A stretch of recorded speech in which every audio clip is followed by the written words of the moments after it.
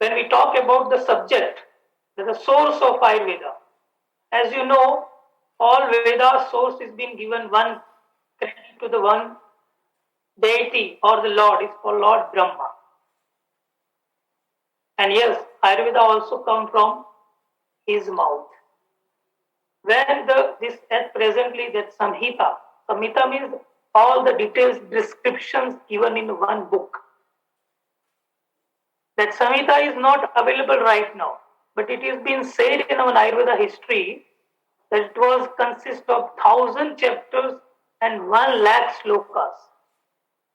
And if you go downside in Sanskrit phrase that Brahma Smrutva Yusho Vedam Prajapati Maji Grahata. That means it is said that Brahma has not created. It has started by remembering. स्मृति और स्मृति उसी चीज की होती है जो पहले से exist हो. Are you hearing? स्मृति उसी चीज की होती है जो चीज पहले से एग्जिस्ट कर रही हो. तो ब्रह्मा ने आयुर्वेद को स्मृति में लाए. Remembers everything, started to remember and then it is being given to Daksha Prajapati, who was the father of Parvati. Okay, so this was at that time, you know, the education was given verbally. There was no manuscript. So that time all the the Jnana Parampara was based on your how much your memory is powerful, because it's been the verbal. You have to listen from there as a Guru Parampara. There was nothing was in the written.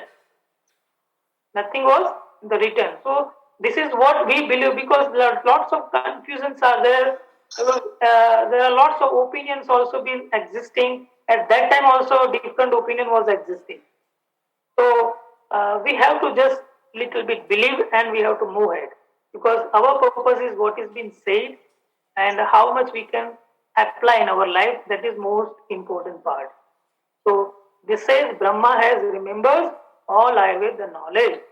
So it means this knowledge was being prepared before the Brahma created this universe. He was aware about certain yugas, and where it is needed, everything was he was knowing, and then he has created this wonderful Veda. Brahma. What is the definitions of Ayurveda? It consists of 2 words, Ayu plus Veda. Ayu means literally means life, our lifespan, our aging process, the life between the birth and death. But I tell you, the soul life is still continued. Our only body life gets ended, but soul will continue his journey. Veda. So when I say soul also has to continue his life, that means your soul should not be a dukhi. It should not be always happy. To make it happy, make your body healthy, mind healthy, and your soul also will be happy. And the word comes moksha. Then you get moksha prapti. If it is not happy, your ayu is not happy, your soul will continue its journey in a different form and different words. So Ayu means life. Veda means knowledge, science. जहाँ पे बहुत सारा scientific evidence based knowledge को रखा गया है, और जहाँ पे आगे और रिसर्च की संभावना है. रिसर्च का मतलब होता है सभी युग में, सभी समय में अपने अपने हिसाब से लोग अपनी बुद्धि का प्रयोजन करके जो भी नॉलेज हासिल करते जाते हैं, कुछ नया एविडेंस बेस्ड दिखाते हैं, प्रूव करते हैं. That activity has to go on, and that is being put again in the some scriptures, or they create some book. Veda means knowledge, and it will continue in Kali Yugas is also going on. So in one word we say the knowledge of life or science of life is called Ayurveda. There was 2 words I mentioned, Ayu. plus Veda. What is Ayu? The Sanskrit line has been there. शरीर इंद्रिय सत्व आत्मा संयोगे धारी जीवितम नित्यगश्चानुबंधश्च पर्याय रूप क्षति। इसका मतलब है इंद्रिय, शरीर, मन और आत्मा। इंद्रिय माने हमारी सेंसेस, 5 सेंसेस है, आंख, नाक, कान, जीवा एंड स्पर्शेंद्रिय कॉल त्वचा, स्किन। ओके, ये सब शरीर के अंदर एक ढांचे में दिया गया है। उसके साथ एक मन, एक एज उभयंद्री की तरह है, और आत्मा, सोल। उस मन और आत्मा दोनों हमें दिखाई नहीं देते, वो सिर्फ महसूस होते हैं। इसको जिसने धारण किया है, वो जिसने धारण किया है, उस धारणा के साथ जो हम समय बिताते हैं उसी को ही आयु कहते हैं, जीवन कहते हैं। यानी जीवन में ये चारों चीज होना जरूरी है, और बाकी के जो है वो सिनोनिम्स है ऑफ द आयु। धारण करना, जीवन करना, ये सब आयु के पर्याय है। तो again the word comes, what is Ayurveda meaning, from where we get knowledge of life called Ayurveda. जहां पे उस वेद में जहां पे हमारा जीवन सफल हो, where will be a healthy, we perform our task properly, that is considered the Ayurveda। अगर श्लोक को मैं पढ़ नहीं रहा हूं, उसके मीनिंग को डायरेक्ट में पढ़ रहा हूं। आयुर्वेद का मतलब होता है हित आयु, अहित आयु, सुख आयु, दुख आयु।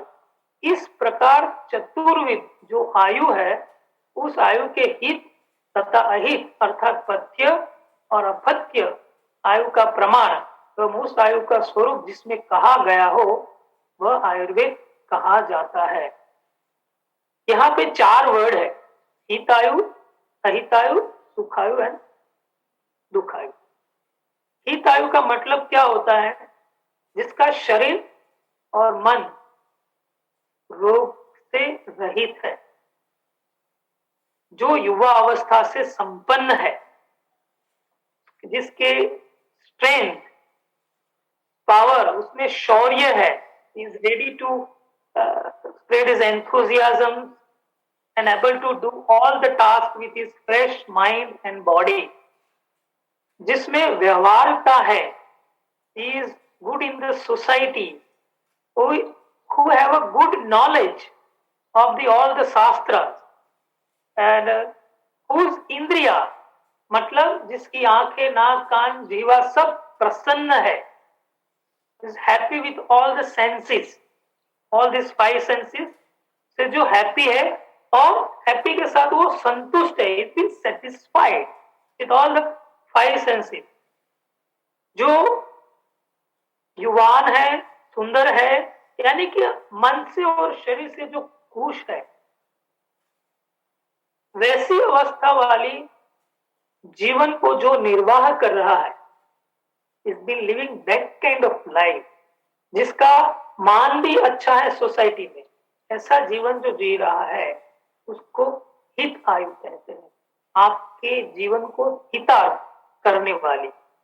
नाउ जिसके जीवन में ये सब नहीं है, उसको अहित आयु कहेंगे। Got it? और सुख आयु,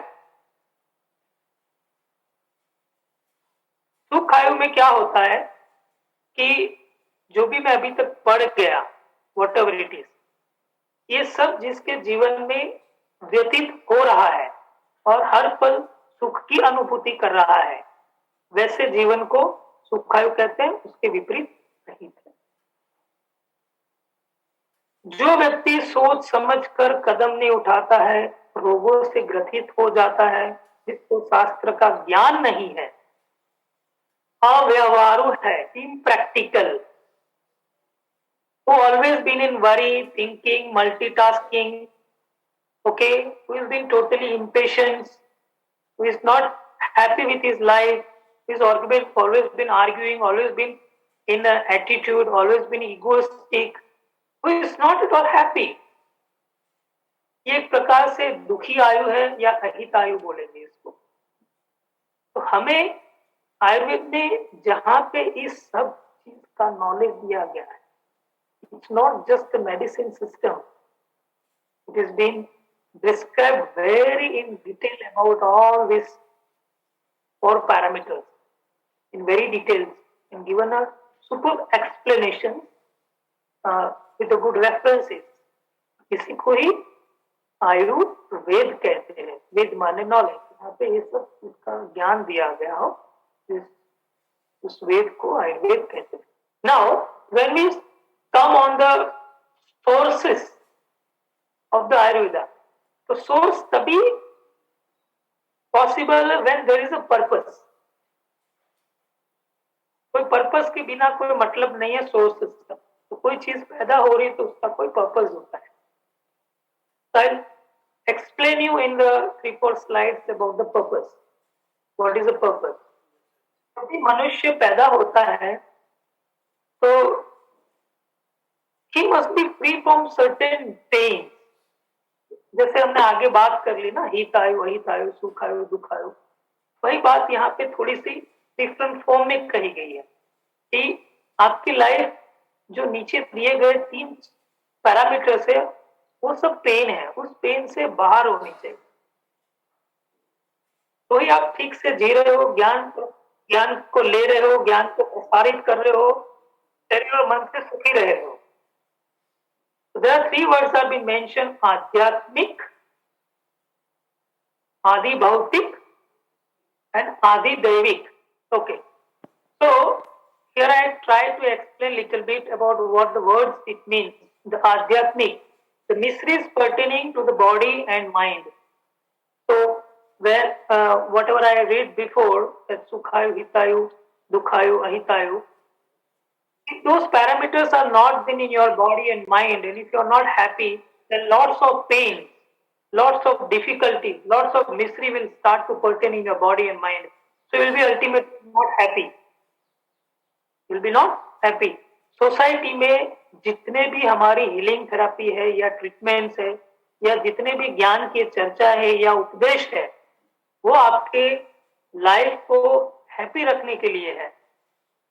और अगर आप हैप्पी नहीं हो तो आपको आध्यात्मिक मिश्री से सफर हो रहे हो, ऐसे कहा जाता है. उसके भी उपाय आयुर्वेद में बताए गए हैं. आदि भौतिक, miseries pertaining the difficulty imposed by society, community, nations and other living entities. जैसे आपको पता है, फॉर एग्जांपल आप न्यूज में सुनते ही होंगे बहुत सारी चीजें होती है जहाँ पे रोज रोज पुलिस कंप्लेंट्स होती रहती है. काफी सारी नेगेटिविटी हमारे समाज में पल रही है. देशों के बीच लड़ाइयां हो रही है तो भी हमारी मुसीबतें बढ़ जाती हैं क्योंकि काफी सारी फूड सप्लाई चैनल, दूसरे एनर्जी रिसोर्सेज की डिफिकल्टीज क्रिएट हो जाती है. तो this way also we get miseries. हमें पेन होता है. सोसाइटी आगे अगर नेबर अच्छे नहीं है, आपको अपार्टमेंट में या सोसाइटी में रहते हो, वहां पे कोई प्रॉपर गैदरेशन नहीं हो रहा है, एक दूसरे को ईगो से देखते हैं, एक दूसरे को हेल्प नहीं करते हैं, एक दूसरे की जरूरियात को फुलफिल नहीं करते हैं, तो वो भी एक तरह का सोसाइटी से डेवलप हुआ मिसरीज है, दुख है. जिस नेशन में रहते हो वहां का राजा ठीक ना हो, the ruling party is not good, or something wrong things are happening constantly, that also create miseries to you. तो ये सब दुख भी एक तरह भौतिक सुखों से आया हुआ दुख है. आप जब कर्म थियरी में जाते हो तो आपको भौतिकतावाद का भी यूज करना पड़ता है लाइफ में, और भौतिक सुख भोगते भोगते आपको काफी सारी मिसरीज से गुजरना पड़ता है. आदि दैविक, ये हमारे हाथ की बात नहीं है. Miseries inflicted upon us by natural disturbance from earthquakes, famines, drought, floods, epidemics and so on. अभी एक आप एपिडेमिक से गुजर गए हम, कोरोना वायरस से. वो भी एक दैविक शक्ति के द्वारा हुआ व्याधि है.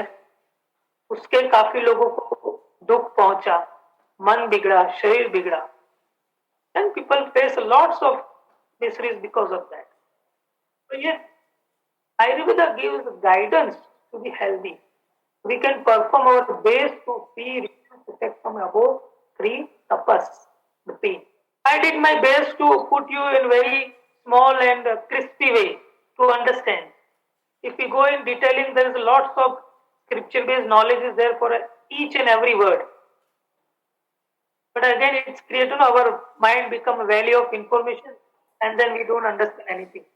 So these are the purpose also of the Ayurveda. It has given the proper guidance to how to free from this above three tapas pain. The next purpose of again Ayurveda.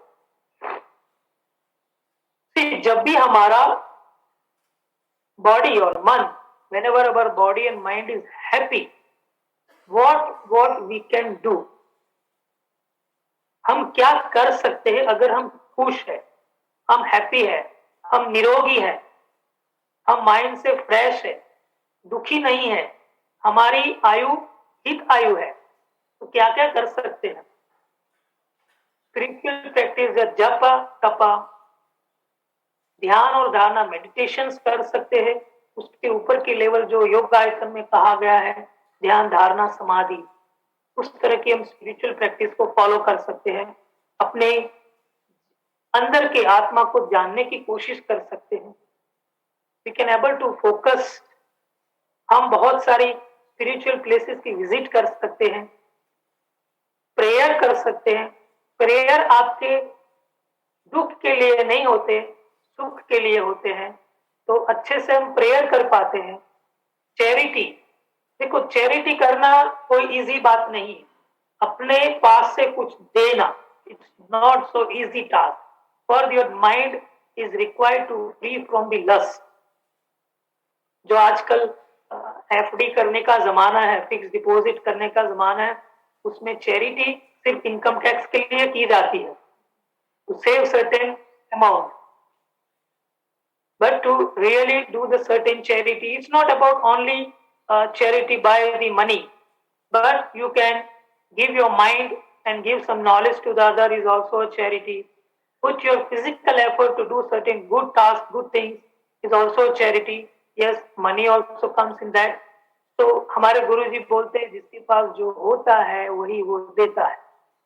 So whatever the best thing you have, you can give some percentage to the society, and charity always, it's not like that you are doing charity for something as a selfishness, but once the charity is been done with the whole heart, it always come back with the happiness.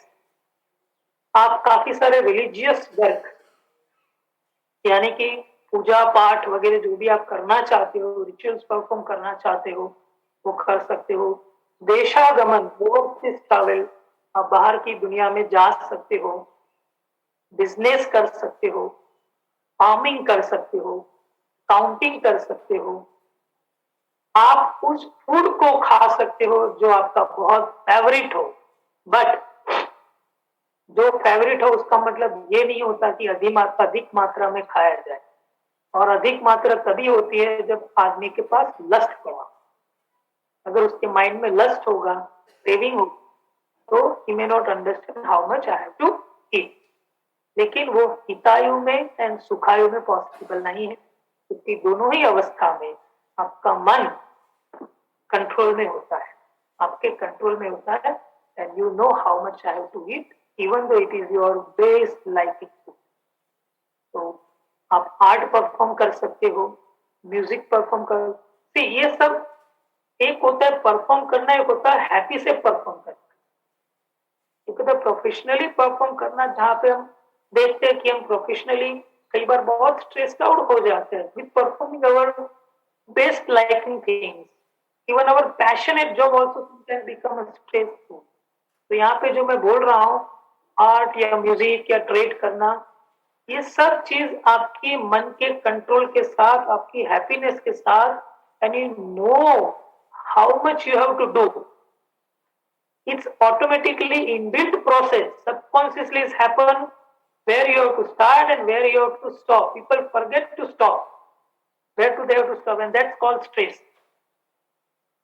So, art, music, व्यापार, trade, कर सकते हो। Suppression of difficulty, यानी कि कोई ऐसी अवस्था बन गई जहां पर कई लोग देखे होंगे कि बहुत जल्दी से रो देते हैं या एकदम से एक्सप्रेस कर देते हैं एंगर को, और कुछ भावों को सप्रेस नहीं कर पाते जो कि सप्रेस योग्य होते हैं। यानी कि बहुत सारा रोना सप्रेस योग्य है, बहुत सारा दुखी होके, लीन होके, दीन होके अपने आप को शो ऑफ करना, वो सब सप्रेस योग्य चीज है। बहुत सारा एंगर नहीं होना चाहिए, ये सप्रेस करना योग्य है।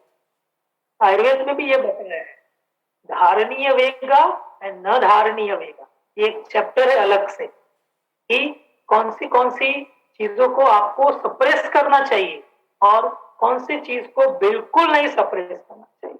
ये एक अलग चैप्टर हो जाता है। I am not going in the deep in that. So you have a ability to separate certain negativity. Coitus, coitus माने सेक्स की प्रवृत्ति के लिए भी आपकी हेल्थ और हैप्पीनेस जरूरी है, और ये प्रवृत्ति जो है is for the reproduction purpose, not for the every time to fulfill your desires or pleasure purpose. People take lots of medicines and wrong way for these things, so need to be educated properly, because during this process your SAR tissue, the essence of the tissue called protein, get evacuated from your system, and if it's maximum proteins evacuated from your system, you can no longer perform the upper points also. So you have to be in control, and the purpose has to be there of the coitus. Reading, padhna, music, again my thing, this is second time repeating, music, गाना बजाना जो भी है, control on the senses. हाँ, ये आजकल का सबसे बड़ा दुश्मन है, कंट्रोल ऑन द सेंसेस। हम मोबाइल लेके बैठ जाते हैं, गैजेट लेके बैठ जाते हैं, आंखों का अति योग करते हैं। There are 3 words are mention, अयोग, अतियोग, नित्यायोग, 3 शब्द आते हैं सेंसेस के लिए, अयोग, अतियोग, नित्यायोग। अयोग माने आपको आंखें भगवान ने कुछ देखने के लिए दी है, बिल्कुल देखना नहीं, आंखें बंद करके रखना, या एकदम छोटी आंख करके थोड़ा थोड़ा देखते रहना। दिस इज कॉल्ड अयोग, यानी कि उस सेंस का पूरा इस्तेमाल नहीं हुआ। अतियोग, आंखें फाड़ के कंटिन्यूअसली सब कुछ देखते रहना, ब्लिंक भी नहीं करना, कंटिन्यूअस वॉचिंग, सुबह से लेकर शाम तक कोई गैजेट में स्क्रीनिंग करते रहना, ये अतियोग योग है। मिथ्या योग, मिथ्या योग माने आप उस गैजेट को ठीक से नहीं देख रहे हो, कोई आड़ी टेढ़ी पोजीशन में देख रहे हो, एकदम आंखें छोटी करके देख रहे हो, एकदम एनलार्ज करके देख रहे हो, एकदम नजदीक से देख रहे हो, एकदम दूर जाके देख रहे हो, यानी you are putting literally too much effort to sense that. इसको, ये तीनों वर्ड पांचों सेंसेस को लागू होते हैं। ये मैंने एक एग्जांपल दिया आंख को, तो आंख का अयोग, अतियोग, मिथ्यायोग, तीनों आपके शरीर के लिए हानिकारक है, और ये ज्यादा हो रहा है अभी। ज्यादा सुनना, वो ईयरपीस डाल के नजदीक से आवाज सुनते रहना, कान जल्दी खराब हो जाते हैं, टेस्ट की क्रेविंग रहना, शरीर खराब हो जाता है। आंख का मैंने ऑलरेडी बता दिया। स्किन में बहुत सारा केमिकल लेपिंग करते रहना, एप्लीकेशन करते रहना, बहुत ज्यादा अपनी स्किन को एक टेक्सचर को बिगाड़ के आर्टिफिशियल टेक्सचर डेवलप करना, ये सब चीज की अगर आपको सेंस चाहिए, ज्ञान चाहिए, क्या मेरे है, तो आपका हैप्पी होना, सुखायु और हितायु आयु होना जरूरी है। तो कंट्रोल ऑफ द सेंसेस, सत्संग कर सकते हो, भजन कर सकते हो, काइंड ऑफ लिबरेशन एक्टिविटीज, इसको हम बोलते हैं मोक्ष प्राप्ति की, सभी पूजा व्यवस्था कर सकते हो, अच्छे कार्य कर सकते हो, and as well managing the mind issue, लोभ, शोक, मोह, मद, मत्सर्य, ईर्ष्या, द्वेष, चिंता, ये सब मन के द्वारा होने वाले सब्जेक्ट है जहाँ पे लस्ट हो जाता है। बहुत सारा हम मिस्ट्रीज में चले जाते हैं। We don't sense that where our exit of mind is. That's why lots of people nowadays facing the anxiety issues, depression issues, schizophrenia, ये सब कॉमनली डेवलप हो रहे हैं। They are not able to manage their mind, how much I have to engage in the society and where I have to de-engage myself. They forget. People work up to 1 o'clock, 2 o'clock, 3 o'clock because they don't understand the values of the default settings of our body and mind. Just they simply want to take only. जब आप कहीं से लेने की ही सिर्फ अपेक्षा रखते हो तो धीरे धीरे वो दुखदाई बन जाता है. आप देना तो कुछ चाहते ही नहीं हो. That means you are just taking the work from the body and mind constantly, and they are finding they are slowly getting degenerate in early phase of your life. Ayurveda का जो प्रयोजन बताया था जब ये शास्त्र की शुरुआत की गई, क्यों आयुर्वेद बनाया गया, तो इट वाज वेरी क्लियर से प्रयोजनम चास्य स्वस्थ स्वास्थ्य रक्षणम आकुरशम विकार प्रशमनम च. That means maintain the health of healthy person and to treat the disease. ये मेन पर्पस था. जो भी हमारे ऋषि मुनि हो गए, दे वर वेरी क्लियर कि हमें पर्पस क्या है हमारा, कि जो हेल्दी है उसको हेल्दी रखा जाए. उसके भी उपाय होते हैं, और अगर कोई कारण से रोगग्रस्त हो गया है, जैसे मैंने आदि देवी की एक उपाधि बताई, आदि देवी, जहाँ पे मनुष्य का डायरेक्ट होल्ड नहीं है. वैसे कहा जाता है कि जब बहुत दूषण बढ़ जाएंगे समाज में तब इस तरह की आदि देवी की प्रवृत्तियां होती है. अर्थक्वेक होना, फ्लड आना, ये सब प्रोसेस एंड पेंडेमिक कंडीशन या एंडेमिक कंडीशन भी शुरू हो जाती है. तो वहां पे इनडायरेक्टली भी हम इन्वॉल्व है ही. तो जब अगर कोई कारण से आपको पता नहीं इन्यूटेबली केम, तो जो भी डिसीज आते हैं उस डिसीज को कैसे शांत करना, उसके भी उपाय या उसका भी पर्पस फाइंड करते हैं. Two way preaching was given in to fulfil the purpose of Ayurveda. एक होता है गॉड प्रीचिंग, देव उपदेश. दूसरा होता है लौकिक कर्म, मीन्स पृथ्वी पे लोगों द्वारा किया गया प्रचार. God preaching में क्या आता है? It is said that Lord Brahma has created Ayurveda before creating the universe itself, which I already told to you. And purpose of Ayurveda to make people's life happy and giving solution in case of any difficulty arises in the life. Also to fulfill the purpose of Dharma, Arth, Kama, Moksha, चतुर्विध पुरुषार्थ. शास्त्रों में कहा गया है कि हमारा जीवन का उद्देश्य, जब पूछा जाता है कि आप पैदा क्यों हुए हो, तो किसी के पास कोई क्लियर आंसर नहीं होता कि आप क्यों पैदा हुए हो. अब हम अपनी अपनी अलग अलग थियरी ज्ञान में या ज्ञानता में देते रहते हैं. बट शास्त्र जो वेदा में कहा गया है कि चतुर्विध पुरुषार्थ के लिए हम पैदा हुए, भगवान ने हमें इस धरती पे उतारा है धर्म अर्थ काम मोक्ष के लिए. लौकिक शरण मीन्स ऐसा कहा जाता है कि जब सतयुग था तो लोगों के पास हितायु भी थी और सुखायु भी था. All people mind and body was healthy. People were following the good practice of healthy life. Nature was in its best form. No abnormality was existing. But later stage near to end of Satyuga, people grabbed by lust, unethical practice, reserving the wealth, unfriendly behavior, disease of mind and body, ethicalness, business, lack of believeness. Lack of believeness was the root cause of all these things. Killing, physical abusement, and nature also got disturbed in the form of water, earth, fire, air. ये चारों महाभूत disturb हो गए. These all malfunctions created lots of diseases in human and animal. सिर्फ human नहीं, animals में भी बहुत सारे डिजीज पैदा हो गए, which was questioning and challenging for existence of this wonderful creation of Lord Brahma. जब ये सब होने लग गया तो अपने आप में एक क्वेश्चन क्रिएट करा हो गया, तो भी अब लोगों को बचाए कैसे? नहीं तो ब्रह्मा द्वारा रचित इस सृष्टि का विनाश तय था. अब ब्रह्मा तो ये चाहेंगे नहीं, तो उन्होंने ये स्थिति बनाई है. युग तो बदलते रहेंगे, सत्य युग हो या त्रेता युग हो या कलयुग हो. तो क्या किया? People have started to get easily affected with disease. It also affect their study, worshipping, meditation, art. जो हमने पहले इस स्लाइड में देखा कि क्या क्या हम परफॉर्म कर सकते हैं अगर हम हेल्दी है तो ये सब चीजें डिस्टर्ब हो गई. Business affected on social, economical and traditional lifestyle, इसमें भी अफेक्ट हो गया. So after observing all our ancient science and महर्षि have decided to meet and find the solution for the betterment of living creatures. तो मैंने एक paragraph जो इतिहास बुक्स में दिया गया, कौन कौन से ऋषि उसमें इन्वॉल्व थे, जो लोग इकट्ठा हो गए, they got together and went to the Himalaya. और उन्होंने एक मीटिंग की।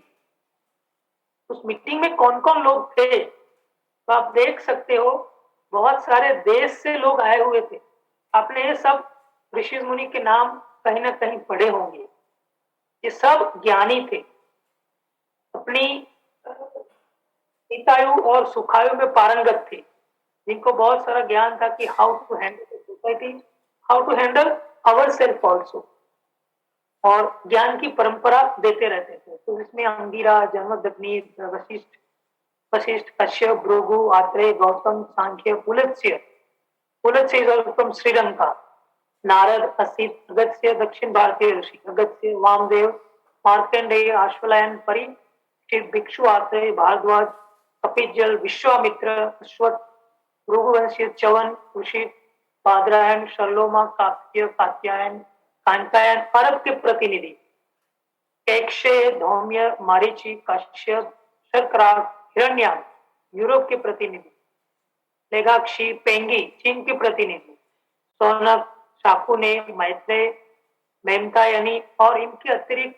बाल्यखिल्य, बालक ऋषि एवं देखानस, वानप्रस्थी आदि अनेक महर्षि उपस्थित थे। You understand? ऑलमोस्ट आप अगर कहीं ना कहीं सुना हो कि सभी अपने ज्ञान में पारंगत थे। They are very very much rich in their knowledge and always in work for the betterment of the society. तो ये सभी लोग ब्रह्मज्ञानी, तपस्वी, यम नियम दम संपन्न थे। यानी कि जो योग के हम पतंजलि में सुनते हैं, योगायतन, अष्टविध योगायतन, वो सब में वो पारंगत थे। अपनी अलग शक्ति भी रखते थे, अलग शक्ति रखते थे लोगों को देखने की, लोगों को हेल्प करने की। तो ये सब इकट्ठे होकर चर्चा की, क्या किया जाए। और इनकी चर्चा आप समझ सकते हो कि ये जितने ज्ञानी हैं, तो देयर वाज टू संभाषा, सद्वित संभाषा एंड सद्गृह संभाषा, जहाँ पे झगड़े वाली संभाषा भी होती है और एक होती है peacefully talking and sharing their thoughts. ये सब पीसफुली टॉकिंग करने वाले लोग। तो ये सब ने क्या किया, अगर आप देखें तो यहाँ पे लास्ट नेम है ऋषि भारद्वाज, आई हैव पॉइंटेड ऋषि भारद्वाज। तो ये सब लोगों ने इकट्ठा होकर ऋषि भारद्वाज को अपना प्रतिनिधि बनाया और उनको कहा कि आप इंद्र के पास जाइए। इसके पास? इंद्र के पास। वहां भेजने का रीजन आप देख सकते हो, मैंने डिस्केंट ऑफ द आयुर्वेदा बताया है। ये एक दैविक परंपरा है, उसके बाद मनुष्य परंपरा शुरू हुई। तो दैविक परंपरा में लॉर्ड ब्रह्मा ने पूरा ज्ञान प्रजापति दक्ष, जो कि मैंने बताया पार्वती जी के फादर, उनको पूरा वर्बली सुना। उन्होंने ग्रहण किया, अपनी जितनी भी स्मृति थी उसके अनुसार। उन्होंने अश्विनी कुमार, ये ट्विंस थे और कहा जाता है कि वो देवों के वैद्य थे। तो आप समझो कि देवों के वैद्य, देवों में क्या प्रॉब्लम है? तो हमारे शरीर की रचना या मन की रचना जो भी है, उसमें अहंकार पार्ट भी आता है। तो देव अपनी साधना से अपने आप को कंट्रोल में रखते हैं, लेकिन कभी कभी चीजें कुछ हो जाती होगी। ये मेरा अपना व्यू नहीं है, ये सब शास्त्र में है कि जहां पे उनमें भी कुछ दोष पैदा हो जाते होंगे। और ये जो अश्विनी कुमार वैद्य थे, ट्विंस थे, वो उनके हिसाब से, नॉलेज के हिसाब से उनकी चिकित्सा कर लेते थे। फिर उन्होंने ये पूरा ज्ञान देवेंद्र को दिया और फिर बाद में एक मनुष्य परंपरा शुरू है, जो मैंने कारण अभी पहले ही बता दिया कि ऋषि मुनियों ने ऋषि भारद्वाज को अपना प्रतिनिधि चुना और उन्होंने इंद्र के पास गया। उस टाइम पे आप देख सकते हो कितनी दैविक शक्ति थी उस ऋषि मुनियों के साथ, कि there was a direct access of the deva, they can able to go to the lord Indra. उसके बाद जो मनुष्य परंपरा शुरू हुई, उसमें बहुत सारे हमारे इतिहास में अपने अपने हिसाब से सब व्यूज मिलते हैं, किसने किसको ज्ञान दिया, किसने किसको ज्ञान दिया। तो ये मैं स्लाइड में बाद में आता हूँ। आयुर्वेद का जो सोर्स है, काफी सोर्स हमें 4 वेदों में भी मिलते हैं। तो आप समझ सकते हो जहां पे सोर्स मिल रहा है उसका मतलब कि अगर माने तो ये वेद हमारे पुराने वेद है, ऋग्वेद, सामवेद, यजुर्वेद और अथर्ववेद। आयुर्वेद उससे भी पुराना है, क्योंकि अगर रेफरेंस मिल रहा है उसके अंदर, उसका मतलब यही हुआ कि आयुर्वेद और रबर वेद, उसमें 4 वेद आते हैं। 4 वेद से पहले अभी प्रीवियस स्लाइड ले लेते हैं। इसको आयुर्वेद अवतरण प्राग ऐतिहासिक काल कहा गया है। सिंह काबिल, ये कुछ जो संहिता, सुश्रुत संहिता, काश्यप संहिता, पुराणों, ये जो संहिता है वो एक्चुअली एक टेक्स्ट आयुर्वेद की। वो टेक्स्ट कैसे बनी वो बताया गया यहाँ पे। I think I come on later on this slide. तो थोड़ा हम फोकस डाल देते हैं अपने 4 वेदों में, और वेद का मैं डिस्क्रिप्शन, वेद में क्या क्या कहा वो नहीं, आयुर्वेद के परिप्रेक्ष्य से क्या बताया गया उसके अंदर। Rigveda composed between c 1500 to and in between 1000 BC. In Rigveda, there are multiple examples of treatment done by Ashwini Kumaro and Indra. Some of the examples are below. There was a Dadichi, was a rishi. Somehow his head was not okay and it was been replaced by a horse head, not a house. It is a typing machine. Horse, घोड़ा, घोड़े के head से replace किया गया और फिर से वही रीएस्टेब्लिश कर दिया गया ओरिजिनल हेड। एक राजा की बच्ची थी विशाला, किंग रावेल की बच्ची थी विशाला, जिसका पैर टूट गया था कोई वजह से, उसको आयरन लेग वाज फिक्स्ड। ये भी करते थे। ये मैंने सिर्फ 2 ही उदाहरण दिए, बाकी क्या क्या होता था मैंने शॉर्ट में यहाँ पे लिखा है। हेड सर्जरी, आई साइट करेक्शन, आई साइट को वापस लाना, जो अंधे हो गए उसको वापस लाना, removing the blindness, teeth repair, उस वक्त भी डेंटिस्ट थी, और डेफनेस को करेक्शन करना, जो लोग बहरे हो गए उसको करेक्ट करना, टीबी की ट्रीटमेंट, स्किन डिजीज की क्योर करना, युवान अवस्था को वापस लाना, जो बूढ़े हो गए हैं उसको वापस लाना। आपने एक वर्ड सुना होगा च्यवनप्राश, ये बहुत फेमस है। लोग च्यवनप्राश इम्यूनिटी के लिए खाते थे, लेकिन जो पर्पस था उस टाइम पे ऋषि च्यवन ने इसकी खोज की थी, और वो जब बूढ़े हो गए, बहुत सारा काम बाकी था, उनको बहुत थके थके महसूस करते थे, तो उन्होंने बहुत सारी औषधियां मिक्स करके एक फॉर्मूला बनाया और उसी को च्यवनप्राश कहा गया, और कहते हैं कि उनको खा के वो वापिस यौवन अवस्था में आते। तो उस वक्त भी ये प्राय रही थी। इनफर्टिलिटी मैनेजमेंट, ये मैंने थोड़ा शॉर्टकट किया है। इसके अलावा बहुत सारी चीजें, इतने सारे उदाहरण हैं कि आप कहोगे इतना सारा आयुर्वेद में एग्जिस्ट करता था। लेकिन हुआ क्या, जब मुगल परंपराएं शुरू हुई, मुगल रूलिंग शुरू हुआ हमारे भारत वंश पे, तब उन्होंने अपनी चिकित्सा पद्धति, दूसरी चिकित्सा पद्धति को अपनाया, और आयुर्वेद के साथ काफी सारे रेफरेंसेस को नष्ट किया गया, जानबूझ के नष्ट किया गया। कुछ एग्जिस्ट किया, कुछ नहीं है। ये तो कुछ ऐसे लोग थे जिन्होंने कुछ बुक्स को बचाए रखा और अपनी आयुर्वेदिक परंपरा चालू रखी, जिसके कारण आप भी समझो 5000 साल पुराना आयुर्वेद एग्जिस्ट करता है। तो कोई भी चीज एग्जिस्ट करती है उसका मतलब बिना महत्व तो एग्जिस्ट नहीं कर सकती।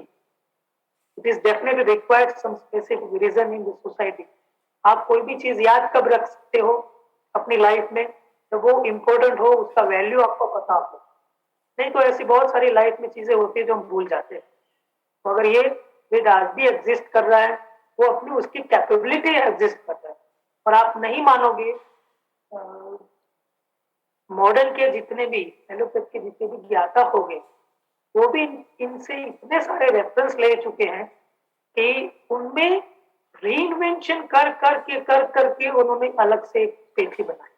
वो अलग नहीं है, but it's a modernisation. Modernisation of the water is being stated in the Ayurveda. तो संस्कृत में कहा गया कि उस वक्त वही भाषा में समझने वाले लोग थे, वही भाषा में एनालाइज करने वाले लोग थे, और वही भाषा में प्रैक्टिस करने वाले लोग थे। अभी ये भाषा की ये चेंजेस करना और उसकी अंडरस्टैंडिंग करना, ये एक लेमन व्यक्ति की बात नहीं है. It's required lots of research understanding also. तो मॉडर्न में बहुत सारे तो रेफरेंसेस लिए जाते हो आयुर्वेद में से ले जाए, क्योंकि ये एक ही पुराना चिकित्सा पद्धति है जिसमें आपको सभी तरह के डिजीज के बारे में, आपके बॉडी पार्ट्स के बारे में, जो एक विजिबल है अनविजिबल वर्ल्ड है उसके बारे में बताया जाता है. The best knowledge is been explain wonderfully, and that knowledge people are taking in a modern and modernizing it. Nothing wrong with it. Okay? क्योंकि हर समय पे हर व्यक्ति अपना बेस्ट देना चाहता है. हाँ, लेकिन कोई गलत चीज क्रिएट ना हो जाए इसका भी हमें ध्यान रखना है. There is also description regarding heart disease, TB, spine issue, body part related detailing, and information of medicinal plant in औषध शूट is this. औषध शूट एक एरिया है, पार्ट है उस बुक का जहाँ पे बहुत सारे मेडिसिनल प्लांट्स का डिस्क्रिप्शन है. तो आप समझो ये 1500 साल पहले की बात है, ये सब उसमें लिखा गया है. तो ये कब से हमारी परंपरा में है. त्रिधातु करके वर्ड इस्तेमाल किया गया है कि उसमें सूर्य चिकित्सा, जल चिकित्सा, अग्नि चिकित्सा, वायु चिकित्सा की रेफरेंस भी अवेलेबल है. ये अपने अपने एक रिचुअल प्रोसेस है, बट ये बताया गया है. ये शायद हमारे पल्ले ना पड़े अभी, बट उस टाइम पे काफी सारे रोगों की चिकित्सा सूर्य में रख के, जैसे आजकल बहुत सारे विटामिन डी के इश्यू हो रहे हैं ना, जहां देखो वहां लोग विटामिन डी की गोलियां खाते रहते हैं, और उनको बोला जाए 1 घंटा सूर्य में खड़े रह जाओ, तो वो टाइम नहीं है. That's creating more issues. And vitamin D naturally जो सिंथेसिस होता है इनके माध्यम से, ये टैबलेट्स अवेलेबल नहीं है, अभी तक नहीं है.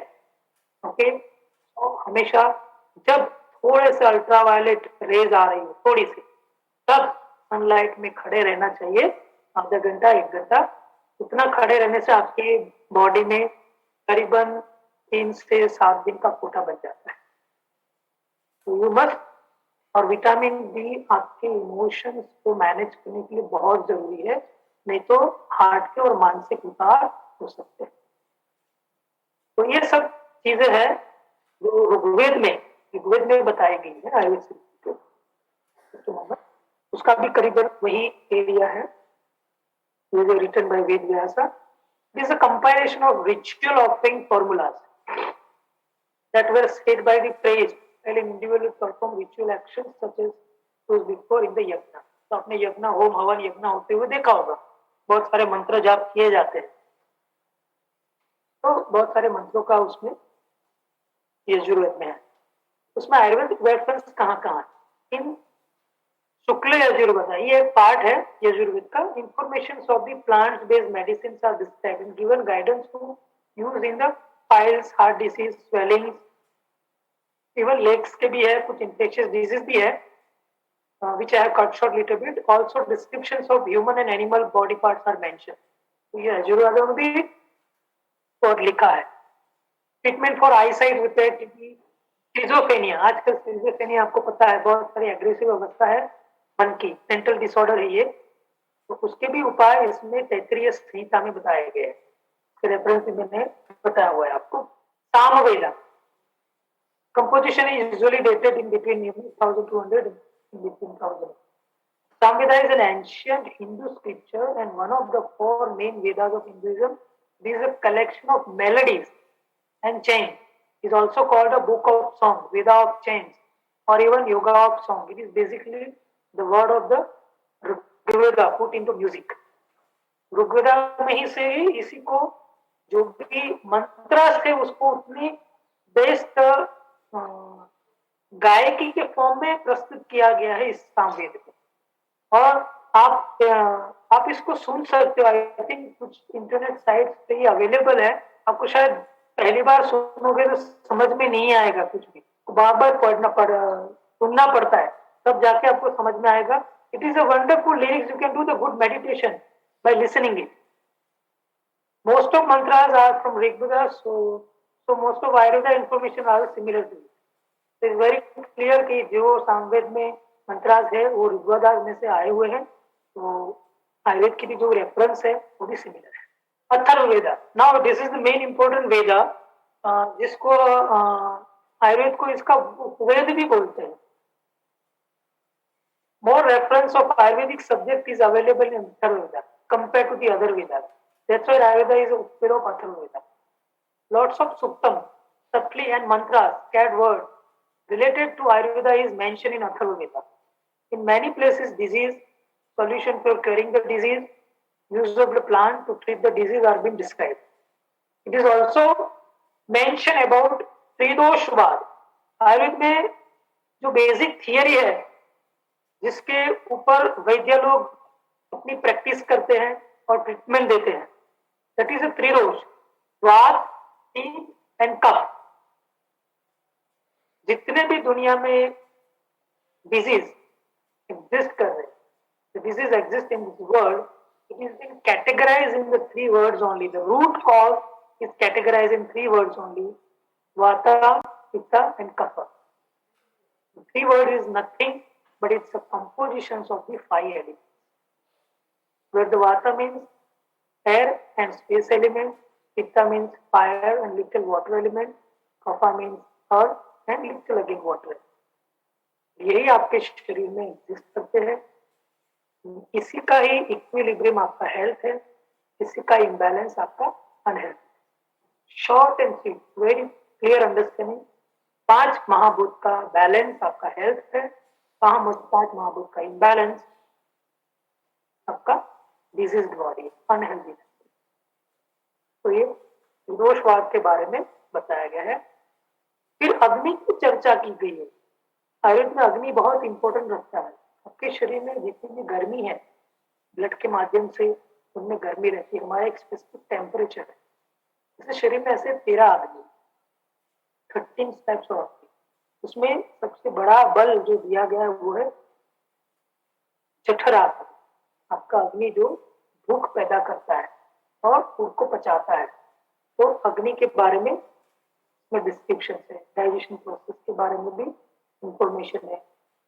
बॉडी पार्ट्स के बारे में भी बताया गया है. काफी सारे रोगों के नाम बताया है. Details of the worms, 20 types of worms होते हैं हमारी बॉडी, उसके बारे में डीवर्मिंग औषधियां मेडिसिन प्लांट कौन से, उसके बारे में बात है. टाइप्स ऑफ ट्रीटमेंट, यहाँ पे 2 तरह की ट्रीटमेंट लिखी मैंने, देव व्यापाश्रय, युक्ति व्यापाश्रय. देव व्यापाश्रय चिकित्सा माने जैसे आपने गांव में देखा होगा कि वो लोग बुआ के पास ले जाते हैं, मंदिर में ले जाते हैं, कुछ माला पहनाते हैं, कुछ फूलों का हार पहनाते हैं, कुछ नंग, ये ग्रह वो ग्रह बाधा, ये सब करके डायमंड्स कुछ होते हैं.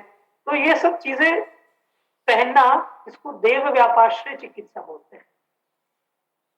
तो ज्यादातर हमने आदि भौतिक प्रॉब्लम्स देखे ना, आदि दैविक जो प्रॉब्लम देखे हमने, उसमें जब ये पता नहीं चलता और ज्यादातर साइकेट्रिक डिसऑर्डर इसमें इन्वॉल्व होते हैं, तो वहां पे इस तरह की चीजें जो गांव के लोग होते हैं या प्रेस जो होते हैं, वो ज्यादातर इस तरह की चिकित्साओं का बोलते. होम हवन यज्ञ करना, मालाओं को धारण करना, ये सब चीज बहुत, उसके पीछे बहुत साइंस होता है.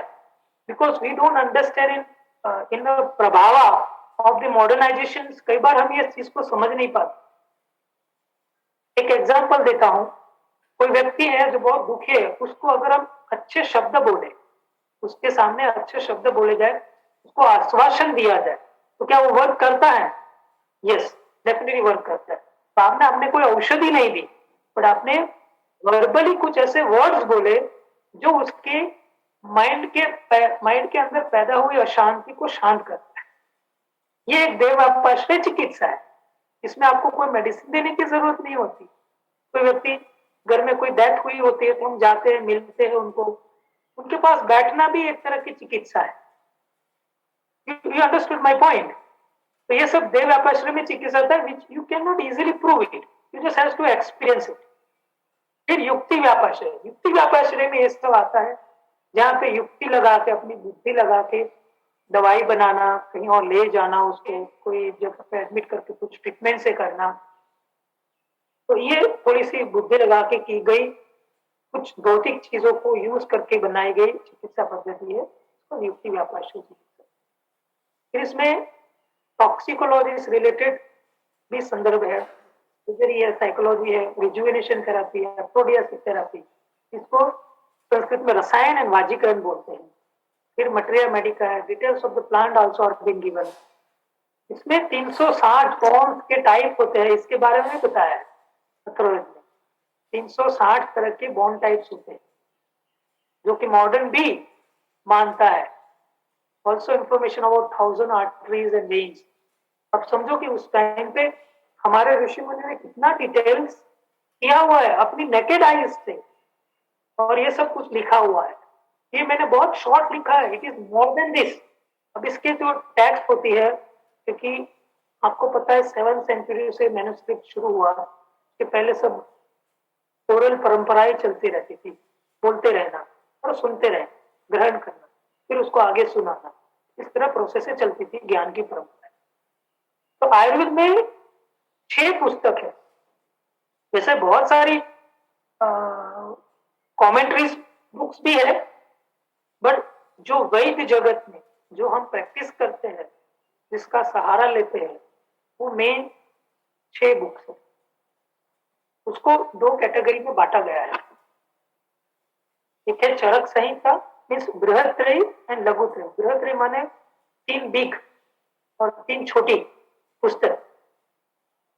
तो बिग पुस्तक में 3 है, चरक संहिता, सुश्रुत संहिता एंड अष्टांग हृदय। और 3 छोटी पुस्तक है, माधव निदान, शारंग संहिता, ग्राव प्रकाश। दूसरे भी ग्रंथ है, कश्यप संहिता, वेद संहिता, अग्निवेद। तो ये जो नीचे जो नाम है, वो कहीं ना कहीं ऊपर जो इनके जो मास्टर हो गए, उसके शिष्य स्टूडेंट, उन्होंने भी अपनी बुक्स लिखी। आप देख रहे हो सभी जगह बुक्स लिखना तो काम हो ही रहा है, कंपाइलेशन हो रहा है, कांस्टेंट ये प्रोसेस तो चली रही है। लाइब्रेरी है, बुकों से भरी पड़ी है हमारी। तो ये परंपरा उस वक्त भी थी। तो गुरु से कुछ सुन के वो अपनी कुछ लॉजिक लगा के अपने हिसाब से भी एक बुक बनाते। तो आयुर्वेद में अगर आपको रुचि है तो ये जो 6 बुक्स है, ये मेन बुक्स है, इसके ऊपर ही ज्यादातर अध्ययन होता है और इसको थोड़ी ऑथेंटिकेट मानी जाती है। क्योंकि जो मैंने बताया कि पुरानी जो बुक्स और ब्रह्मा संहिता से आई हुई चीजें क्या क्या उसके साथ क्या हुआ हमें नहीं पता है, लेकिन ये जो थोड़ी बहुत बुक्स है छो बुक की, अपने पुराने रेफरेंस के साथ अभी भी एग्जिस्ट करती है। और इसमें जो आज कहा गया है, उस वक्त कहा गया था, आज की तारीख में इतने साल के बाद भी वो अटल है, वही सत्य है। उसको कितने भी रिसर्च हो, उसको चेंज नहीं किया गया है। आप समझ सकते हो कि उस वक्त से कितना रिसर्च बेस्ड नॉलेज दिया गया है। Basic fundaments and parts of Ayurvedic text. तो पूरा जो शास्त्र की रचना हुई, ब्रह्मा ने जो संकल्प स्मृति से अपने आयुर्वेद की रचना की, उसमें 3 ही चीजों पे ध्यान दिया गया था। हेतु, कॉजेस, लिंग माने सिम्टम, एंड औषधि। कारणों का पता करो, सिम्टम्स क्या हो रहा है, और मेडिसिन। तो मेडिसिन का यहाँ पर्पज बहुत वास्ट है, is not just only plants.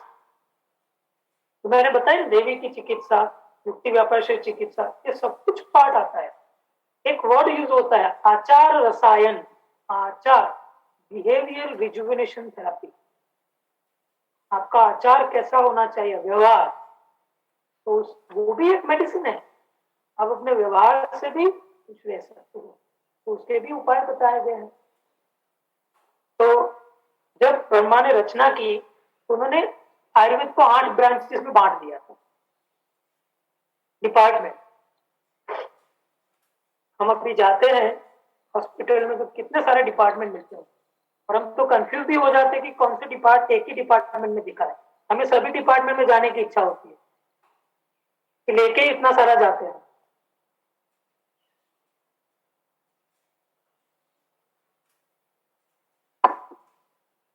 तो जो 8 पार्ट है, संस्कृत में उसको शल्य यानी सर्जरी, लक्ष्य यानी ENT, काय चिकित्सा यानी जनरल मेडिसिन या इंटरनल मेडिसिन, भूत विद्या, कैसा नाम दिया है, भूत। तो इस भूत में रसायन तंत्र, जीडियाट्रिक्स, वाजीकरण, एफ्रोडियासिस थेरेपी, ये 8 अंगों में उस वक्त आयुर्वेद को रचा गया। इसके सब ब्रांचेस भी है। इसी विषय जो पहले 8 विषय थे उसी अंतर्गत थोड़े ब्रांचेस भी दिए, जैसे आजकल मॉडर्न में बहुत सारे ब्रांचेस मिलते हैं, सब ब्रांचेस भी देते हैं। मौलिक सिद्धांत एंड संहिता, फंडामेंटल प्रिंसिपल्स एंड कलेक्शन, सूक्ष्माचार्य एनाटॉमी, काय क्रिया शास्त्र यानी फिजियोलॉजी, द्रव्य गुण माने आयुर्वेदिक मटेरियल मेडिका, रस शास्त्र, वैशिष्ट्य कल्पना, ये पूरा दवाइयों का है जिसमें से मिनरल्स यूज होते हैं। पेट्रोकेमिस्ट्री एंड फार्मास्यूटिकल साइंस, रोग विज्ञान, डिजीज साइंस, स्वास्थ्य विज्ञान, ये बहुत जरूरत है। जहां जहां देखो जितने भी योगा क्लासेस कराते हैं या नॉन मेडिसिनल थेरापीज जो देते हैं वो ज्यादातर इस सब्जेक्ट को लेके चलते हैं, बेसिक ऑफ एल्डरली, स्त्री रोग एंड प्रसूति तंत्र, गायनेकोलॉजी, नॉस्ट्री, ये हमें कॉलेज में पढ़ाया जाता है। ये सब्जेक्ट को डिवाइड करके कॉलेज में हमें first second third year total 4.5 years of course होता है आयुर्वेद का, 4.5 years प्लस 1 year इंटर्नशिप। ये पूरे टाइम में ये सब्जेक्टों को अलग अलग तरीके से हमें पढ़ाया जाता है, प्रैक्टिकल एंड थियरिकल। अब हम जाते हैं पुरानी स्लाइड पे। अब यहाँ पे रेफरेंसेस ऑफ बुक्स आ गए, जो टैक्स हमने बताए, तो 6 टैक्स के बारे में बता के थोड़ा कंप्लीट करूंगा। तो ये चरक संहिता के अनुसार जो हम 6 बुक्स हम पढ़ गए, 6 बुक, उसमें 2 बुक्स के अंदर कुछ कैसे आयुर्वेदा जमीन पे आ रहा है, जमीन पे आया और कैसे उसको स्प्रेड किया गया उसके बारे में बताया गया। तो जो चरक संहिता बुक है उसका रेफरेंस ये कहता है कि ब्रह्मा ने पहले दक्ष प्रजापति, फिर अश्विनों को, फिर इंद्र को, फिर द्वारद्वार भारद्वाज ऋषि को, फिर उन्होंने आत्रेय पुनर्वसु को जमीन पे आके बोला। उस जमीन पे फिर 6 शिष्य थे, अग्निवेश, बेल, जतुकर्ण, पाराशर, हारित एंड क्षारपाल। ये 6 शिष्य को आत्रेय पुनर्वसु ने दिया। और ये पता है ये बुक्स कैसे बनी है? It is in the question answering format. ऐसा नहीं कि सब कुछ लिखा गया है, टोटली थियरी निबंध के फॉर्म में नहीं लिखा गया है। It is totally question answering, जहां पे अग्निवेश को बार बार क्वेश्चन होते रहते हैं।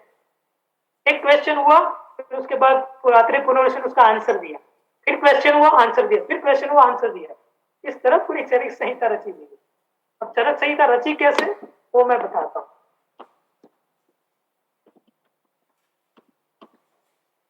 इसके 3 स्टेज थे फॉर्मिंग ऑफ चरक संहिता।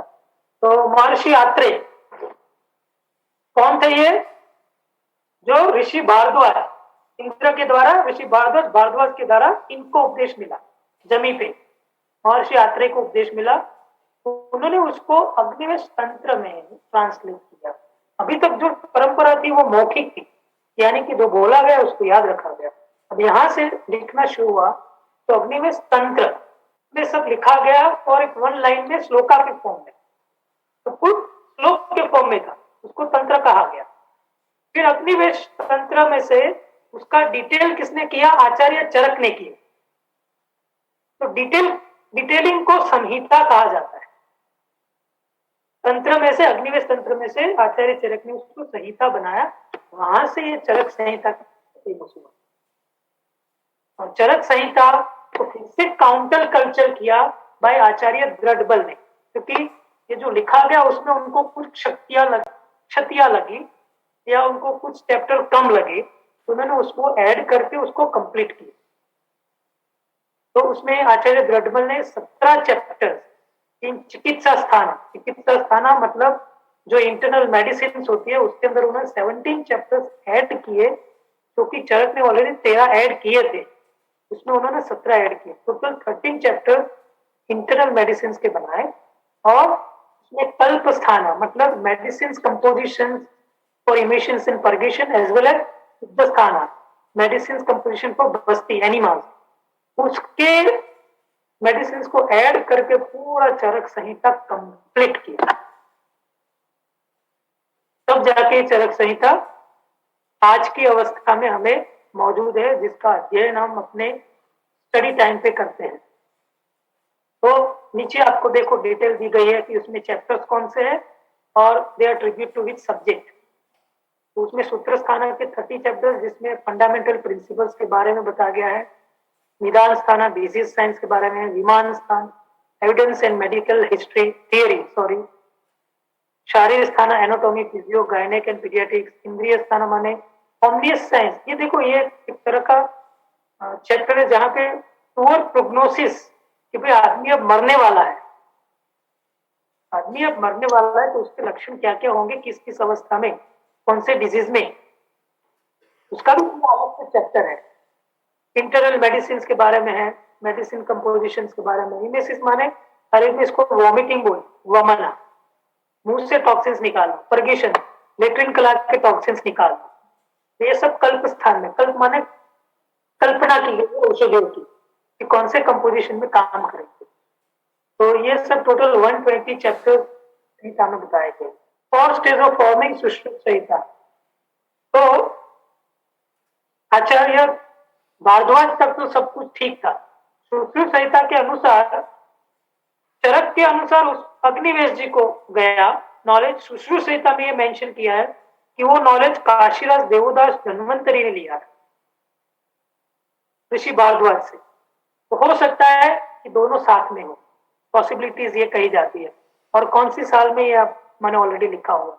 काशीराज देवदास धन्वंतरी से उन्होंने वृद्ध सुश्रुत को दिया। वृद्ध सुश्रुत ने काउंटर कल्चर बाय द्वितीय सुश्रुत, जो मेन सुश्रुत कहे जाते हैं, उन्होंने ही सुश्रुत संहिता बनाई। फिर ये सुश्रुत संहिता उस वक्त इनकम्प्लीट अवस्था में थी, उसको फिर again counter culture by the Nagarjuna, उसमें एक उत्तर स्थान करके पोर्शन है वो ऐड किया गया। और ये कंप्लीट सुश्रुत संहिता को थोड़े बहुत लेखनीय गुण, corrections in the grammar, grammatical content, purifying the lessons by Acharya Chandran, तब जाके ये सुश्रुत संहिता कंप्लीट हुई।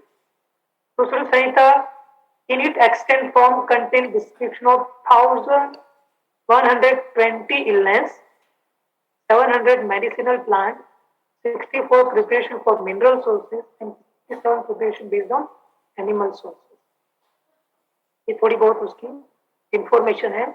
आप भी देख सकते हो कि नीचे चैप्टर दिए गए हैं कि उसमें भी सूत्र स्थान के 46 चैप्टर्स हैं। सूत्र स्थान मतलब फंडामेंटल प्रिंसिपल, सर्जिकल इंस्ट्रूमेंट, क्योंकि ये मेन जो ग्रंथ है वो सर्जरी का है। और इसमें चरक के कंपैरिजन में यहाँ पे मोर प्रैक्टिकल बातें हैं, साइंटिफिक एविडेंस के साथ बातें कही गई है और आप इजीली उसको मान के रिजल्ट ओरिएंटेड बातें कही गई है। सर्जिकल इंस्ट्रूमेंट इसमें बताया गया, क्षार थेरेपी, लीच थेरेपी, अग्नि माने कॉटरी, जो आजकल मॉडर्न में ऑपरेशन के दरमियान यूज किया जाता है। वो जब सर्जरी करते हैं तो ब्लीडिंग शुरू होता है, फटाक से वो एक कॉटराइजेशन करते हैं, ब्लीडिंग स्टॉप हो जाती है, यानी कि ब्लड लॉस बचाने के लिए अग्नि। लेकिन यहाँ पे चिकित्सा में भी अग्निकर्म उस वक्त पे होता था। ऑमनिशियस साइंस, अरिस्ट लक्षणा, मटेरिया मेडिका, निदान स्थान में डिसीज साइंस है, सारे स्थान में creation of nature and anatomy है, चिकित्सा स्थान में ट्रीटमेंट मेनली सर्जरी, रिजुविनेशन, एफ्रोडियासिस, और उसमें पंचकर्मा। पंचकर्मा माने 5 प्यूरिफिकेशन प्रोसेस आर्य में बताई गई, वमन, विरेचन, बस्ती, नश्य, रक्त मोक्षण। ये 5 प्यूरिफिकेशन प्रोसेस जो एंशिएंट साइंस से चली आ रही है। जो लोगों के रोग ठीक नहीं होते वो पंचकर्मा से ठीक होते हैं। कल्पस्थाना, टॉक्सिकोलॉजी रिलेटेड सब्जेक्ट डिटेलिंग, इसमें भी 120 चैप्टर्स है। फिर अष्टांग हृदय, थर्ड, ये बृहद त्रय में आते 3, चरक, Sushrut, Ashtanga Hridaya, written by Acharya Vagbhata. It is a poetry form, shloka, पूरा श्लोक फॉर्म है। इतना बड़ा ग्रंथ को इसे तंत्र में बना दिया। तो श्लोका फॉर्म में basically compilation of Charak and Sushrut, other information. तो आचार्य वाग्भट ने दूसरे कोई जो कमेंट्री थी उसका भी सहारा लिया है, but mainly focus on Charaka Samhita and Sushruta Samhita. और उसमें से बहुत सारे रेफरेंस लेके जो अनऑर्गेनाइज मैनर में थे उसको कंपाइल करके प्रॉपर्ली उसको ऑर्गेनाइज मैनर में किया, वो आचार्य वाग्भट ने किया। एंड फॉर योर इंफॉर्मेशन, ज्यादातर लोग हमारे जो स्टूडेंट होते हैं या प्रैक्टिस में होते हैं इनको ज्यादा प्रेफर करते हैं, क्योंकि एक तो सरल अवस्था में बताया गया सब कुछ इंफॉर्मेशन है। और बहुत ज्यादा डिटेलिंग करने से कई बार कंफ्यूजन पैदा होता है, तो इनको एक बहुत सरल भाषा में बता दिया है, जहाँ पे लो इंटेलिजेंट व्यक्ति स्टूडेंट भी इसको आसानी से पढ़ के आगे अपना मार्गदर्शन करके लोगों का भला करते हैं। इसमें भी जो स्थान आप देख सकते हो तो 20 चैप्टर्स है। बेसिक हेल्दी लिविंग, दोष धातु मल साइंस। दोष धातु मल माने दोष तो मैंने बता दिया आपको, त्रिदोष वात पित्त कफ। हमारा वात पित्त कफ 5 एलिमेंट है। धातु मतलब हमारे बॉडी में 7 टिश्यूज होते हैं, रस रक्त मांस मेद अस्थि मज्जा शुक्र। रस माने लिम्फ सर्कुलेशन, जो भी लिक्विड फॉर्म में चलता है। रस बची रक्त, रक्त माने ब्लड, ब्लड कंटेन्स। मास, मास माने मसल्स। मेद, मेद माने फैट। मज्जा, मज्जा माने बोन मैरो। अस्थि माने बोन। शुक्र माने sperm in the male and ovum in the female. तो ये 7 तरह के टिश्यू हर एक व्यक्ति में होते हैं। इसके प्लस माइनस आपके जीवन को निर्धारित करते हैं कि आप कितना जिंदा रहे। मल, स्वेद, स्वेद माने स्वेटिंग। फिर पुरुष माने चूल, मूत्र माने यूरिन। ये 3 मल है जो कि शरीर से बाहर जाए।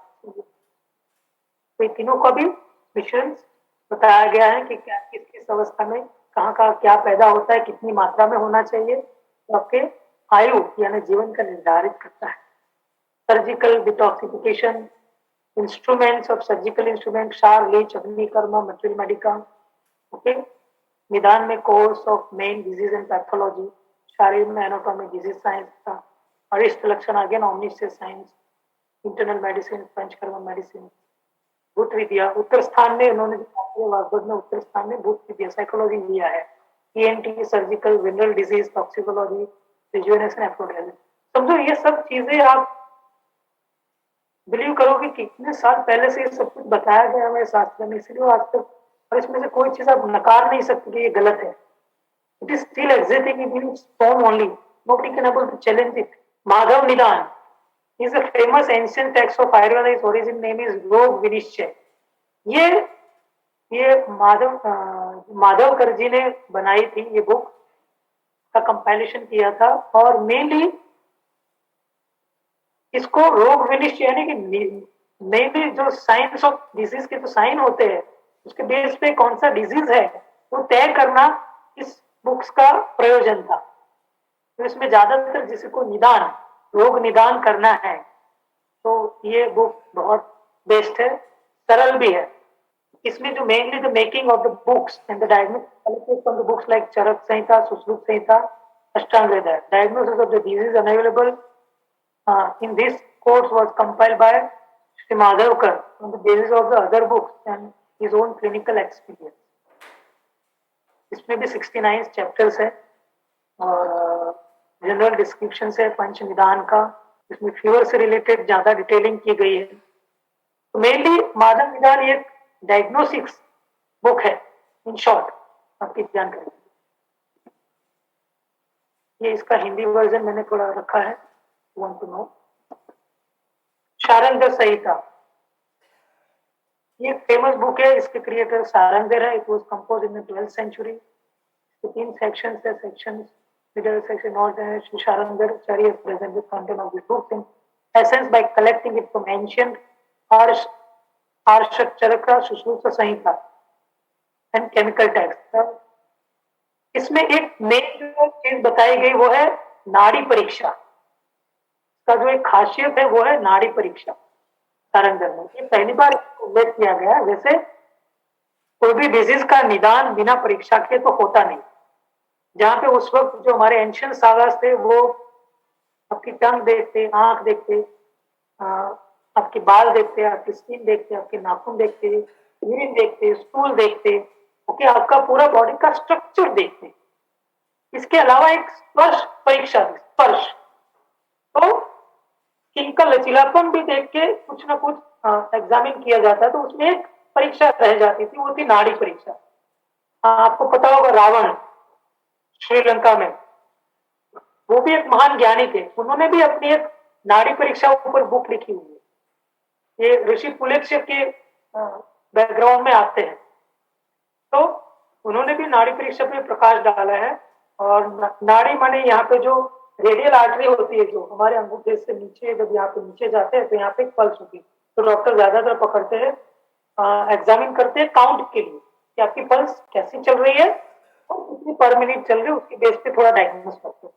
तो आयुर्वेद के जो वैद्य होते हैं, ज्यादातर इसका डायग्नोज नाड़ी परीक्षा पे चलता है, और वो आप काउंटिंग के लिए नहीं होता, वो आपके भीतर की अवस्था क्या है, उसमें आपके वायु पित्त कफ दोष 5 एलिमेंट कैसे चल रहे हैं, उसके बेस पे आपकी स्थिति का स्थिति का जजमेंट करते हैं, उस हिसाब से उसकी treatment, line of treatment decide करते हैं। तो ज्यादातर ये मेन इसमें जो एक नया चीज है वो है नाड़ी परीक्षा। बाकी सब क्या क्या उसकी खासियत है मैंने ऑलरेडी डिस्क्राइब किया हुआ, यहाँ पे लिखा हुआ है फॉर योर रेफरेंस।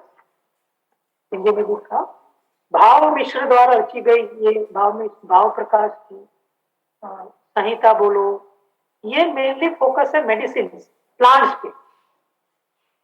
तो जिसको प्लांट्स के बारे में अध्ययन करना है वो इसमें जाके अध्ययन कर सकता है। आपको पता होगा बैद्यनाथ, डाबर, पतंजलि, हिमालय, ये सब फेमस कंपनियां हैं हमारे सुश्री तत्वा, ये सब कंपनियां जो दवाइयां बनाती है वो इसी में से रेफरेंस लेती है, क्योंकि इसमें हर द्रव्य, हर मेडिसिन का प्रोपराइटरी बताया हुआ, गुण, वीर्य, विपाक, प्रभाव, यानी कि उसकी प्रोपराइटरीज क्या है, उसके गुण क्या है, उसका एसेंस पार्ट क्या है, उसका कौन सा केमिकल कंपोजिशन है, उसका कौन सा केमिकल कंपोजिशन एक्चुअली डिजीज पे काम करता है, खाने के बाद उसका एक्चुअली आफ्टर इफेक्ट क्या है, इस सबका डिटेलिंग, और किसको किसके साथ देने से किस एरिया पे, किस सिस्टम पे प्रभावी होगा वो, उसका डिटेलिंग। तो ये भाव प्रकाश में पूरा मेडिसिन, इसको मटेरियल मेडिक का कहते हैं, इंडियन मटेरियल मेडिकल, बहुत सारी औषधियों का ज्ञान इसमें दिया गया है। ठीक है, इसके 2 पार्ट है, इस सेक्शन से उत्तराखंड। तो ये 6 मेन बुक्स है आयुर्वेद में, जो कि आप अपना आयुर्वेद का ज्ञान बढ़ा सकते हो उसके ऊपर। So I am just completing my the subject. Hope you like it. Good morning, sir. Yes. On slide you have said is the Upaveda of Atharva Veda. Ayurveda is the Upaveda of Atharva Veda. You have said. Atharva Veda. Yes. Karan Buiha, it is the Upaveda of the Rig Veda. Which one is correct, sir? This first question. Rigveda. वो कह रहे हैं कि आप कह रहे हैं कि आयुर्वेदा अथर्व वेदा का उपवेद है, पर क्या वो ऋग्वेद का उपवेद है क्या? According to Charan Buhiya, Ayurveda is the Upaveda of Rigveda. तो दोनों में से कौन सा सही है? Why it is been said? Because lots of references of Ayurveda is been described in the Atharva Veda, and lots of detailing is been given in Atharva Veda regarding the disease, regarding the body parts and its treatments. All is given in Atharva Veda. In Rigveda, some of only references are available, and who has did what treatment is been done by Ashwini Kumar and Indra, that is been described, but it's not a detailed descriptions are available in the Rigveda. So that's why, being lots of information of Ayurveda, it is considered near to the Atharva Veda. नमस्कार sir, अभी आपने जो lecture दिया वो बहुत अच्छा था, लेकिन एक जिज्ञासा है कि अश्विनी कुमार चिकित्सा के क्षेत्र में देवता हैं, और एक ये भी बात सुनने को आई कि वो देवताओं के वैद्य हैं, तो फिर जो धनवंतरी का नाम आता है, जिनकी समुद्र मंथन में प्रकट होने की कथा भी मिलती है, उन्हें भी वैद्य कहा जाता है देवताओं का। तो what is the difference between these two? इसे थोड़ा सा क्लियर कर दें। ठीक है, nice question, I was expecting this question. ये एक जो धनवंतरी की कल्पना जो बताई गई वो एक सिंबॉलिक प्रेजेंटेशन है। वहां पे थोड़ा सा कंफ्यूजन होता है, जब आप शुश्रूष संहिता का अवतरण देखेंगे तो वहां पे काशीराज देवोदास धन्वंतरी नाम आता है। काशीराज देवोदास धन्वंतरी जो गए थे इंद्र के पास नॉलेज लेने के लिए। ऐसा ये हिस्ट्री में थोड़ा बहुत कंफ्यूजन है।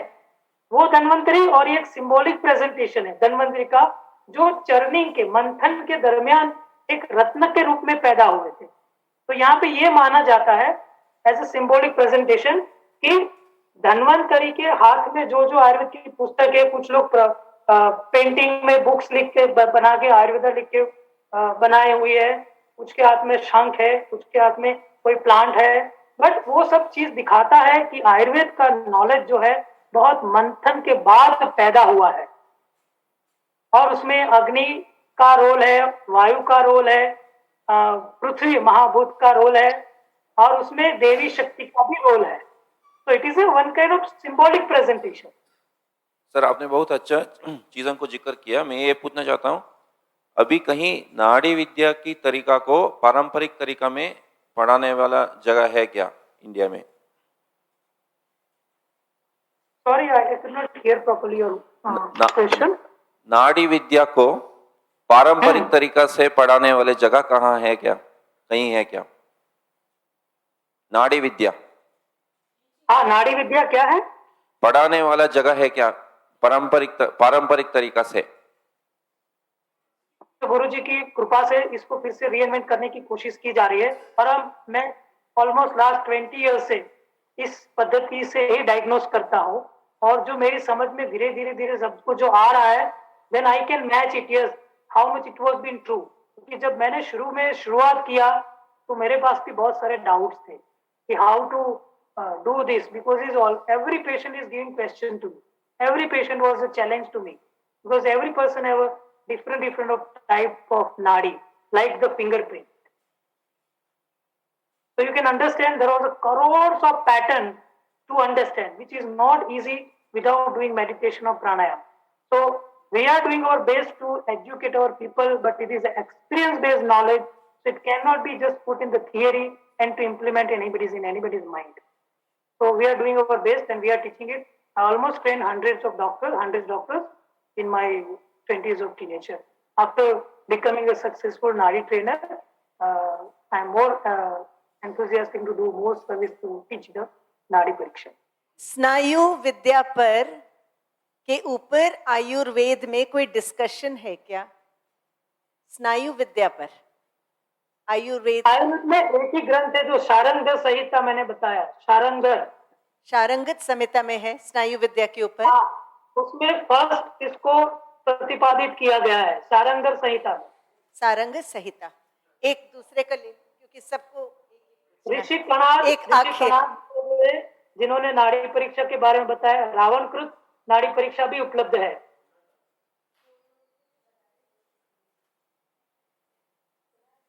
और मेन रेफरेंस शारंग संहिता में आते हैं. नमस्कार. हम जो आजकल एलोपैथी और वो जो फास्ट हमें हील करता है, तो आयुर्वेदा में थोड़ा समय लगता है, तो जो सीवियर कुछ कंडीशंस हो जाते हैं तो उनके लिए बोला जाता है कि आप एलोपैथी लो. पर पहले तो आयुर्वेदा में हमें एलोपैथी तो था नहीं, तो अभी ऐसा क्यों हो रहा है कि हम एलोपैथी ही लेना पड़ेगा सीवियर है? क्या आयुर्वेदा से ठीक नहीं होगा? दो वर्ड में इस्तेमाल करूंगा इसके लिए, एक अभाव और एक प्रभाव. अभाव ज्ञान का, ट्रस्ट का, और प्रभाव आजू बाजू जिस तरह जल्दी से रिजल्ट मिलता है और फिर जल्दी से लोग दुखी भी हो जाते हैं. तो हमें तो हमारे पास टाइम नहीं है ना, टाइम की कमी की वजह से कई बार हम फास्ट ट्रेन पसंद करते हैं. इसी तरह लोग एलोपैथ में चले तो जाते हैं, and somehow they are successful. I don't deny, I don't want in denial mode. They are success in symptomatically relief immediately. But जो लोग हमारे पास आते हैं वही दुखी लोग आते हैं, वहां से ही आते हैं. तो मैं चाहूंगा इतना सारा जो हमारे सोर्सेस के रूप में मैंने जो इंफॉर्मेशन आपको दी, अगर वो फॉलो की जाए तो मुझे नहीं लगता है कि एलोपैथी में एक्सीडेंट बेस्ड जो इमरजेंसी क्रिएट होती है उसके अलावा किसी भी अवस्था में जाने की जरूरत नहीं. होम्योपैथी का भी अपना एक महत्व है.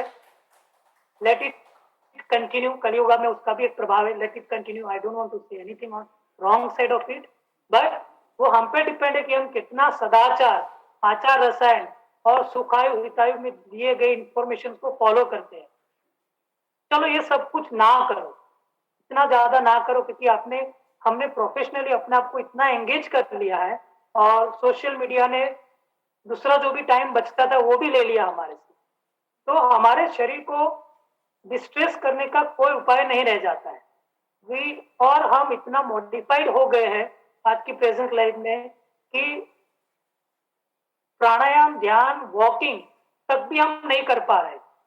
खाना तो छोड़ दीजिए, खाने का तो हम लस्ट के मारे काफी कुछ खा लेते हैं। हमें इंफॉर्मेशन होने के बावजूद भी हम गलतियां करने के आदी हो गए, क्योंकि हमें वो चाहिए कुछ ना कुछ करके। तो ये सब चीजें हैं, कई बार हमें जल्दबाजी में एलोपैथ की ओर ले जाती है, और वो अपने हिसाब से जो नॉलेज है एस्टेब्लिश किया हुआ है उस हिसाब से वो फॉलो करते हैं। और अगर हमें बार बार बीमार नहीं पड़ना है तो हमें ये बेसिक लाइफ ऑफ प्रिंसिपल, जो प्रिंसिपल्स ऑफ बेसिक लाइफ हमें फॉलो करने चाहिए। उसमें ज्यादा कुछ नहीं है। अगर मैं ये क्वेश्चन करूँ, आप हेल्दी रहने के लिए क्या करते हो, what will be your answer? मेरी प्रैक्टिस में मैंने ये क्वेश्चन करना शुरू किया है, what you are doing to be healthy. What you are doing to be healthy? और योगा प्राणायाम से कई बार कई लोग एकदम से जिम में चले जाते हैं या बिल्कुल बंद कर देते हैं, रेगुलरिटी क्रिएट कर देते हैं, उससे भी रोग क्रिएट होते हैं। अच्छी चीज भी रोग क्रिएट कर सकती है अगर वो मात्रा में और डिसिप्लिनरी ना की जाए तो।